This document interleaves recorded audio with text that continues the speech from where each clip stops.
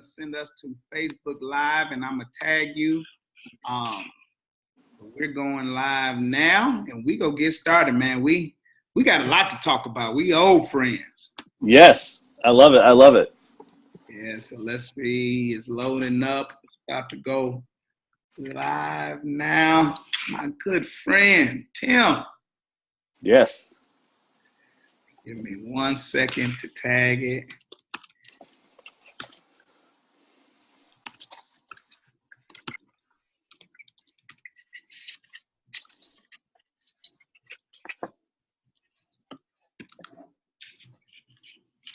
So where are you today? I'm in Jersey. Awesome. Yes. You in Orlando? I am.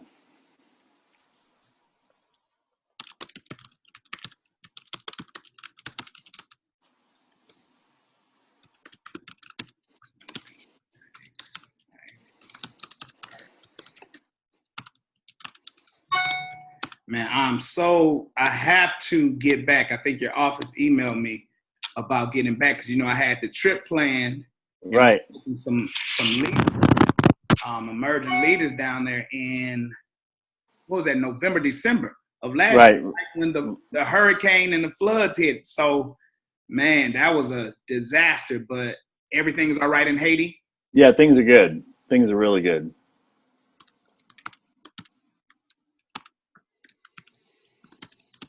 Were any other your properties destroyed in Haiti or the DR? We had just some minor damage. It was mostly just cleanup at the end of the day. So that's mostly what we had to do is you just clean up a lot of the debris and stuff that fell down. And so. Okay. All right. We are live, sir. I'm going to share this in a couple of different groups real quick. And I tagged you if you want to share it. And awesome. Have this conversation with my good friend, Tim DeTellis. I'm so excited, man. So excited. Okay, there you are.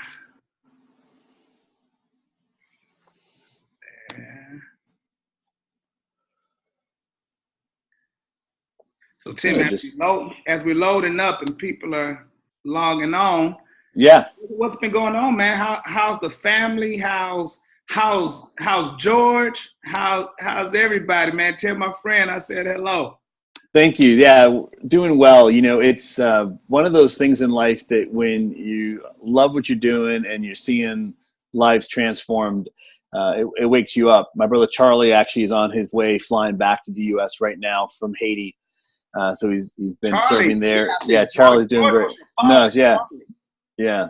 So, yeah, everyone's doing well, plugging along. I was preaching this weekend here in Central Florida at 2 services. This coming weekend, I'm flying out to California to preach for Bishop A.B. Vines at New Seasons Church. So really, really love traveling and being with some pastors around the country. Okay. Well, man, Tim, let's jump in.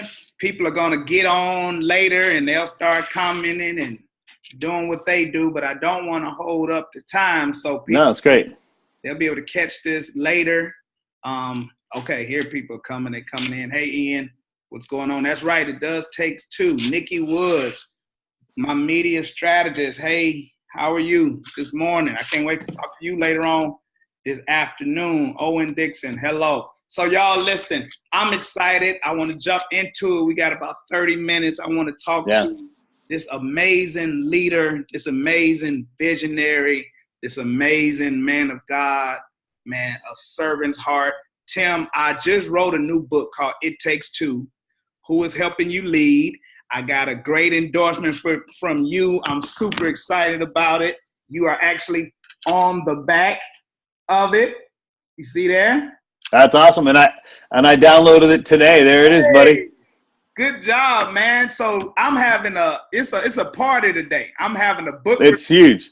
It's awesome. Book release party all day today. I'm talking to some amazing leaders throughout the world. And I had to get you. I had to get you and talk to you because I want my followers and my friends and supporters to know about your organization and what you have going on. For those who are tuning in today, my book releases on Amazon. You can get it for 99 cents, the ebook. Amazing. Today only. Grab it. Tim already got it. So Tim, you know I love you. You know I love your family. You know I love your vision. Tell us, who is Tim DeTellis and what do you do? Well, my name's Tim DeTellis. I serve as president of New Missions, but my favorite thing to do is to empower others while encouraging them to fulfill who God made them to be. And so we've been serving in Haiti for 35 years, raising up leaders there to be the next generation of Christian leaders through our churches and our schools. And so it's been a thrill. We have 35 churches and schools established across the island of Hispaniola between Haiti and the Dominican. Yeah. Yeah. So New Missions. I had a chance. I actually have an adopted daughter down there through your program that I've been sponsoring for the last couple of years. We met through what was Timothy Sloan at the Luke. With Timothy Sloan, but no, it was another guy who brought the organization to us. He used to work for you. Oh yeah, John Carswell. Yeah. John Carswell, yes. Yeah. So I met John Carswell first, and that's how we ended up connecting. I brought him to the Luke, and it was about New Missions. And so immediately when he came, man, it captured my heart. I was like, I want to go. I want to hear about it. What's going on? Tell us, like at the core, what is the mission of newmissions.org? So it's to establish churches and schools. And so we'll go to a village in Haiti and we'll plant a church, and then alongside the church, establish a Christian school. And then the purpose is, our vision is to raise a generation of Christian leaders. And so through that school, you're raising up new leaders. And then now in Haiti, we have graduates who are doctors, teachers, attorneys, engineers, pastors, and they're transforming culture because we've had a long-term vision to help develop the infrastructure in their community, but also empower their lives to be difference makers right where they live. Wow. Now, the story of is amazing. Right. We had the bonfire of the house and the fireworks show, and watched the whole documentary of your parents, how the story started. Tell us real quickly, how did you guys get to Haiti? And you're in Haiti and the DR. You have over what? Right. 60? So we have 35 campuses between Haiti and the Dominican. Yeah. Okay. All right. So tell us the short story. How did you grow up in Haiti? Tell me that. So I moved to Haiti when I was 11 years old. My parents started the mission camping out in tents, actually. And so our story was, my dad was pastoring for 25 years in New England. At the age of 40, my mother gave him some sailing lessons, and he dreamed of sailing the Caribbean, learned about the islands, learned that Haiti was the poorest country in our hemisphere, and was shocked and thought maybe he could go help. And in the 70s, went on some short-term trips to go help. On follow-up visits, wasn't happy with the impact and thought to himself, maybe we should start a mission. So on January 6, 1983, he moved our family to Haiti, and we camped out in tents for 3 months to pioneer New Missions. Yeah. Wow. So you, New Englander, grew up with Haitians, living among them as a kid at the age of 11. How different was that to move from Boston or New England to Haiti? Like, take me back to the 12-year-old, 13-year-old. Wow. Like, what in the world is going on? I'll tell you, they always beat me in soccer. Okay, and the cool part, Ramone, I was the only white kid in the village. I'm sure. But they taught me their language. I embraced their food, their culture, and some of my best friends are Haitian, and I wouldn't trade it for anything. You know, living in Haiti as a child, a teenager, it taught you not only resilience because you're in a foreign land, but it taught you resourcefulness because, we were living in tents. I remember bathing in the stream or bathing in the ocean because we had no running water. We were like literally pioneering. And so it taught you how to be resourceful because now, like, you go on the road and something doesn't work, you just invent, you just make it happen, make it work. So in the Haitian people are the most, if I could use the term, people with tenacity and survival instinct. They know how to get through any kind of storm. They're some of the best fighters. They have strength in community, like I wish our culture in America had. They look out for one another. They care for one another. And they're very conversational. So they love to tell stories and be relational. Wow. Fantastic, man. So again, tell Charlie I said, hey. So let's talk a little bit about this concept. Yeah. Takes Two, who is helping you lead. Of course, you're on the back and you did the endorsement, and you talked about, you said this book is a must read because smart leaders are surrounded by smarter people. Yeah. So talk a little bit about this. When you heard two-man and you can't lead by yourself, you need a team, you need other leaders around you. Tell me, like, what was your initial thought, and kind of tell me how maybe that plays out in what you do. Well, I'll tell you my initial thought. It is impossible to lead solo. It just is, mainly because we do not embody all the strengths in one person. Otherwise, you'd be God. So you need people to complement and to supplement where you don't have the strength. And so here at New Missions, I have a chief of staff, Dave Nowacki, and I've worked together now going on 18 years. And the relationship is very much about completing one another where the other one may be weak or strong. And that is so essential in leadership, because not one person embodies all the strengths. So you need that other person to complement. Also, you can't be in all places at the same time. And so I like the leverage of other people on the team to be in other places where I may not be, and they not only advocate and represent, but the level of maturity I'm looking for in the leadership is decision making, so that person can make decisions, where they are and in that moment. But it does take two. And I love the title. I love what you're doing with this book, because it's very empowering to people. Yeah. I want to help people understand. I mean, I've done so much research, and it's like, you research, it's like a certain amount. I think now they say it's like 7 million different businesses that's registered and established in the world.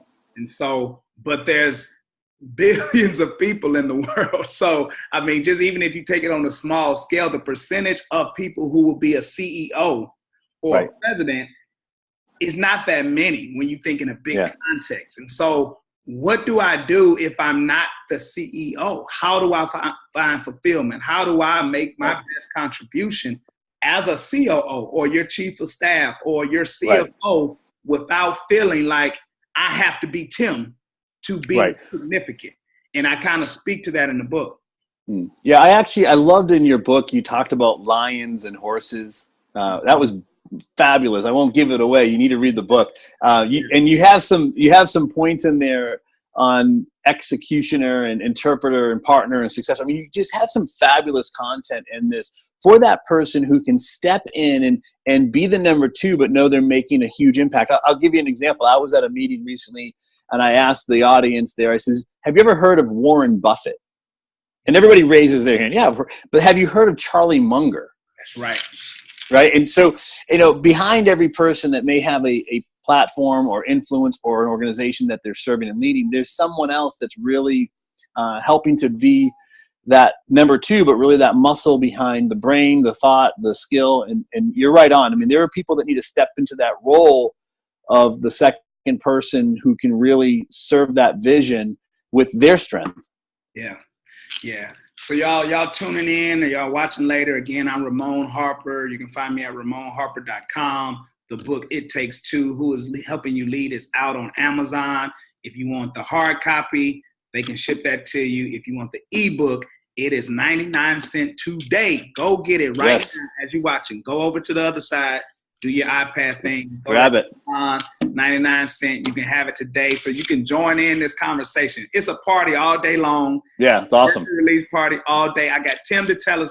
Tim, I was planning on, I had organized a trip of young emerging leaders and some pastors and entrepreneurs scheduled to come to Haiti in November. And then hurricanes hit and we had to reschedule. So I got to get back because I got to see my family down there. But tell people, like, if they want to partner with New Missions or they want to support, how do they do that?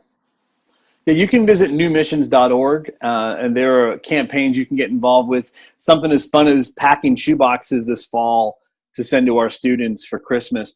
And so it's simple and easy. Just visit newmissions.org. There are ways to jump in and get involved in the story of seeing lives change. And that's what I love about what we're doing. Even what you're doing with this book, you're stepping into people's lives to see their lives change as they step into an organization, into a role that helps fulfill the vision of that organization, which is powerful. Yeah. So y'all listen, I have seen this. I have been to Haiti multiple times with Tim. Yeah. Man, I had a chance to partner with New Missions. We at the Luke in Humble, we did the shoebox drive. We did the spoons. We actually coordinated a couple of visits. And then what I was super excited about, Dr. Sonia Sloan, when we brought her down, you know, she's a doctor and she was looking at it from, okay, what can I do from a doctor's perspective? And you guys kind of created an opportunity where we were able to help build a clinic down there. How's the clinic doing and what's going on with that? It's amazing. It's amazing. You know, in a community, when you establish healthcare that is then administered by nationals, like what's unique about our clinic, we have nurses and medical professionals that are Haitian. And so culturally, relationally, they understand the needs. And what's powerful about it is because of building that clinic, you're not only just giving medical care, you're providing employment. And it's so amazing how that transforms a culture and a community. Love it. You guys have been a huge help. Well, man, it is a blessing. So I'm trying to get back. I got an email from one of your 2 women or 3 women. She emailed me to try to re-coordinate something for this year. So I definitely want to do that. If you're on here and you're watching, you're a leader, you run an organization, you might be pastoring. I'm going to be organizing another trip to go down to Haiti with Tim and see. And what I loved about, this is what I loved about you guys. So we came down and it was just like, we're sitting there like, okay, so what are we supposed to do? Where can we help? Where can we get in? And it was like, no, just go around and just see what's happening and let God speak to you about what you're supposed to do. So I remember me and Pastor Sloan, we were sitting out on the beach by the compound, and I said, I was like, man, this is like overwhelming just to see the beautiful street in the water of Haiti, and your heart is broke because the problems we complain about, it's like we don't have problems. Like when you see some of these kids who, what you guys are doing, that might be the only meal for them for the day. And to see so much need and I was sitting there, I was like, what is God trying to say to us? And Pastor Sloan was like, why does he have to be saying anything? Why can't he just say, be grateful? Just be grateful. So we saw the work that you're doing. I want to encourage people to go to newmissions.org today. Look at what's going on. Think about how you, your family, your kids, your church, your organization can get involved, because it is excellent. I mean, in terms of how they're running, they're not, you guys, tell me the concept about this and I'll let you go. Yeah. No, anything. So, I was going to say the concept of not, it's almost like you're empowering them to be, versus I've seen some other organizations where they kind of come in and take over. So tell us your concept of empowering the people to take over and become teachers and pastors and all that stuff. Part of it is this method that I tease, that a lot of times internationally you can create helium tank ministry where it doesn't happen unless you're there.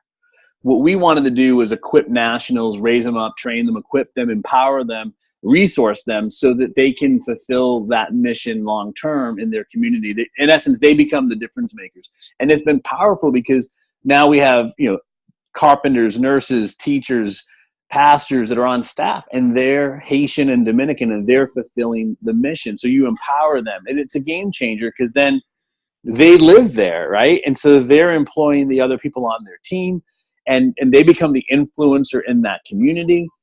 It's powerful versus it's me doing it. I want to be the resourceful person in their life. I want to be the empowering person in their life. And that's what's beautiful about the longevity too, because they're there today, and now I can fly and speak at a church and invite others to join in the story of seeing lives changed. Yeah.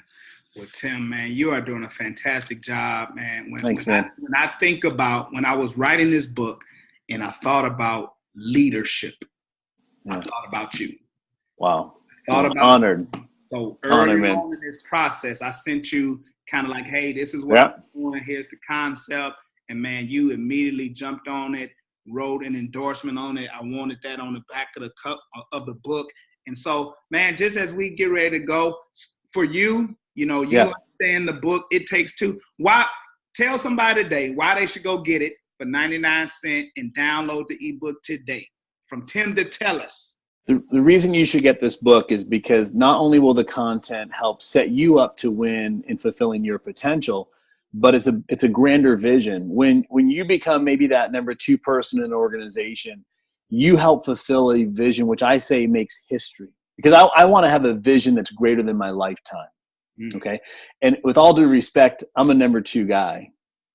Wow. Because I work for the CEO. There's only one CEO. That's right. And so I'm hoping to fulfill God's vision and dream for people's lives. So go get this book, It Takes Two, because I want to see you fulfill your God-given potential, because I believe in the God who made you. And wherever he places you to serve an organization, to help fulfill a vision, may that vision make history, and may that vision be greater than your lifetime. So it's an awesome book. I've already made notes off of the book again. I don't want to give it away, but there's some awesome, I love this line and horse analogy you have in there. It's powerful. Oh my gosh, you have some great resources. So grab the book today. I already downloaded my copy on the iPad there. Thank you, man. And it's a must read.